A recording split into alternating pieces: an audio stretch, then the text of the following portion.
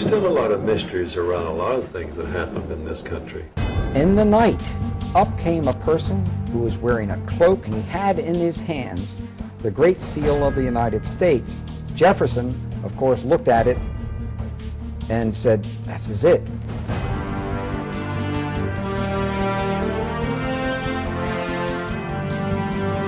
It's a very dangerous thing to reveal the truth, but we have to. Let's go back to really important individuals here. His name is Nicholas Roerich. The truncated pyramid with the all-seeing eye on the top. Nicholas Roerich is the person who is responsible for that ending up on the dollar bill. Franklin Delano Roosevelt was the President of the United States, and Henry Wallace was the Secretary of Agriculture. Now, Henry Wallace was deeply involved in the occult. Roerich to Wallace to FDR to the dollar bill. I was initiated into this very ancient order. Here we are at the Nicholas Roerich Museum. Do you really think it has anything to do with the Illuminati? The owl is the totem symbol of the Illuminati. Yes, because Roerich was the Illuminati. They all seem to have been Masons. His son was murdered. Those who normally get out, they're killed. Hexagrams are used during occult ceremonies when you're summoning up demons. Because we're dealing with Lucifer. And the all-seeing eye of God is one of the emblems that the Freemasons use. He said, "You're trying to say that Masonry is evil." I said, "It comes right out of the same pit of hell." Didn't win a lot of friends that day.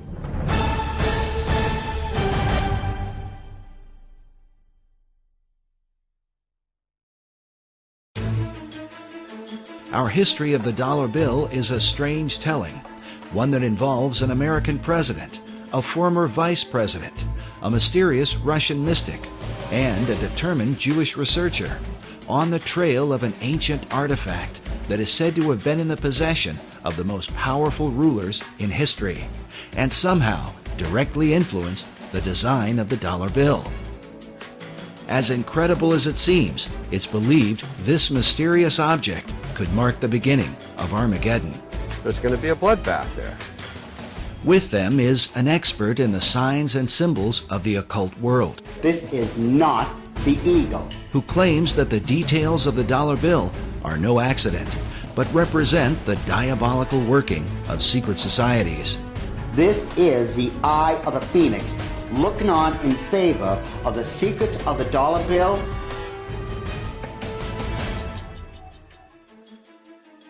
Most debates about the design of the dollar bill usually involve the founding fathers of America, but it's important to remember that they only designed a Great Seal. There are many details to the dollar bill that go far beyond the seal itself. The Great Seal was developed through 3 committees, involving a total of 14 men. But in the end, the work was submitted in June of 1782 by essentially one man, Charles Thomson. What is little known is that while Thomson presented a preliminary sketch, his final design was submitted to Congress only in the form of a written description. Looking at the rough drawings Thomson put together with artist William Barton, it becomes clear that many of the specific details of the seal, as we know it today, were added later on. For example, above the head of the American eagle are 13 stars that form a 6-pointed hexagram. While Thomson's description called for the 13 stars, their hexagram formation was not part of his original description and is not present in the earliest realizations of the design. The hexagram seems to have been added in the 20th century. The nature of the Great Seal is so mysterious that some believe that it came from a supernatural force. An account recorded by Dr. Robert Hieronymus in his book, Founding Fathers, Secret Societies, says that the Great Seal was given to Thomas Jefferson by a mysterious cloaked figure. I love that story. The Founding Fathers were trying to get the Great Seal of the United States designed. They needed to have a design for the Great Seal to represent our nation. And Jefferson went outside in the night, and up came a person, an individual who was wearing a cloak whom he couldn't totally see, and he had in his hands the Great Seal of the United States. And he basically said, or this being said, you know, you're struggling over the symbol for our nation? Here it is. The account reads that Jefferson told a strange story. A man approached him wearing a black cloak that practically covered him, face and all, and told him that he, the strange visitor, knew they were trying to devise a seal, and that he had a design which was appropriate and meaningful. Jefferson, of course, looked at it, according to this story, and said, this is it. This is it. He knew it was it, and it was right. So he supposedly came running back into whatever, whether it was a tent or whatever it was, and he showed it to other individuals, and he told them about, they met this person outside. Of course, they went outside to go to find the guy, and he's gone. So supposedly we'll never find out who designed the Great Seal of the United States. While Dr. Hieronymus admits that he is skeptical about such stories, there are others who claim to believe them to this day. Perhaps it has something to do with John Adams, who was on the first seal committee with Thomas Jefferson. According to the written account, John Adams was there when this bizarre event took place. Oddly enough, the Adams Memorial in Washington, D.C. is adorned with this mysterious cloaked figure. Perhaps it's just a coincidence. The first historical account of the Great Seal's design was written by a 19th century American Army officer named Charles A.L. Totten. In his book on the secret symbols of the dollar bill, Masonic author David Ovison writes that Totten equated the birth of the United States with the beginnings of what he called the New Atlantis, a title given to a work by Sir Francis Bacon, one of the mysterious financial backers of the Virginia colony. Ovison goes on to write that the Great Seal and the dollar bill represent the most extraordinary example in history of the public evolution of a magical design.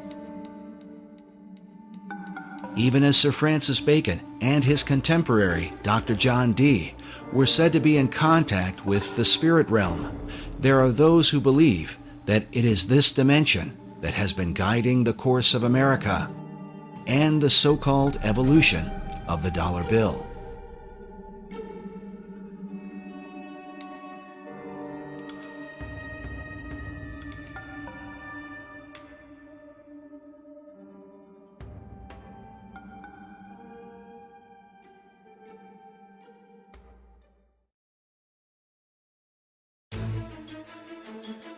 Debates have gone on for years about the secret symbolism of the Great Seal of the United States, whether or not these symbols represent secret societies, or if they are what the White House and the U.S. Congress currently tell us, symbols of divine providence, of stability, and the patriotism of America.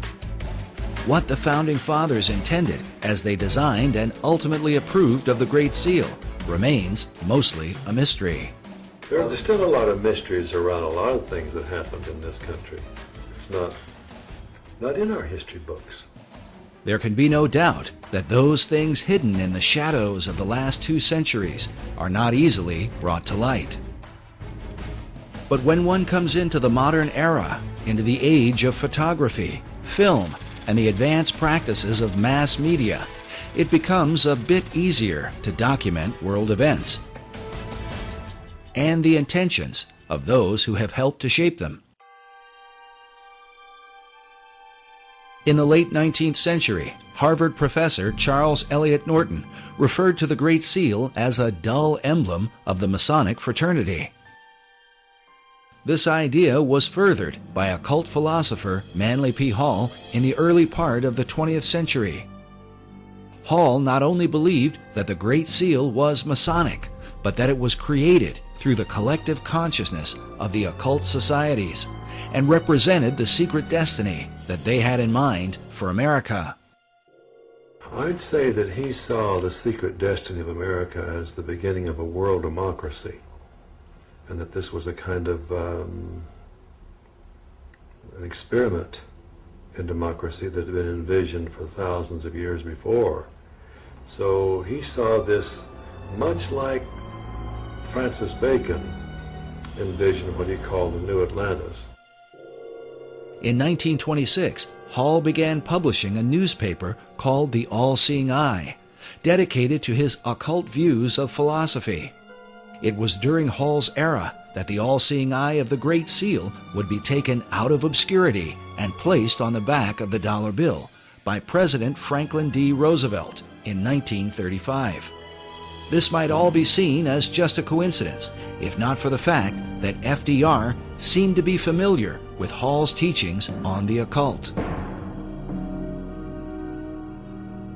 Today, Hall's legacy is carried on at the Philosophical Research Society in Los Angeles, California, a society that Hall founded in 1934, just 1 year before the Great Seal found its way onto the back of the dollar bill.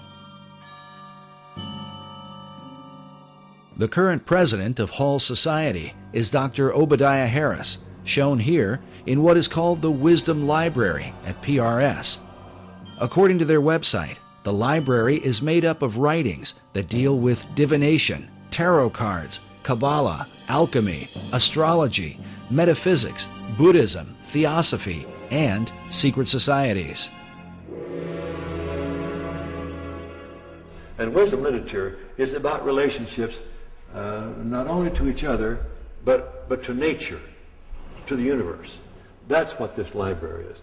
This library is a library about the wisdom that is in nature and in relationships, and how it is that you can tap into that wisdom in any culture. It all overlaps.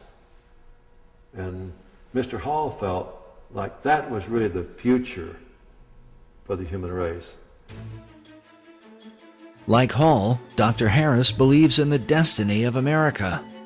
Even more interesting is that Dr. Harris's own writing on the subject was unofficially acknowledged by an important figure in FDR's White House.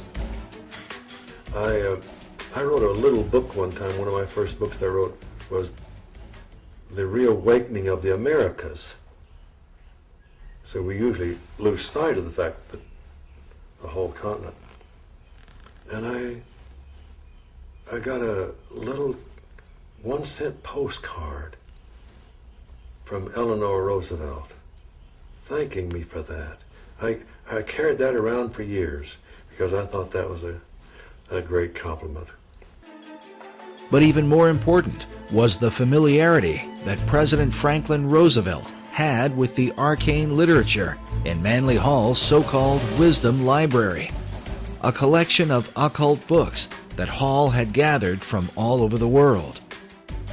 And Mr. Roosevelt himself, as you know, back in 1942, after the Pearl Harbor invasion, sent some of his people here to microfiche the works in this library because he looked upon it as a national treasure.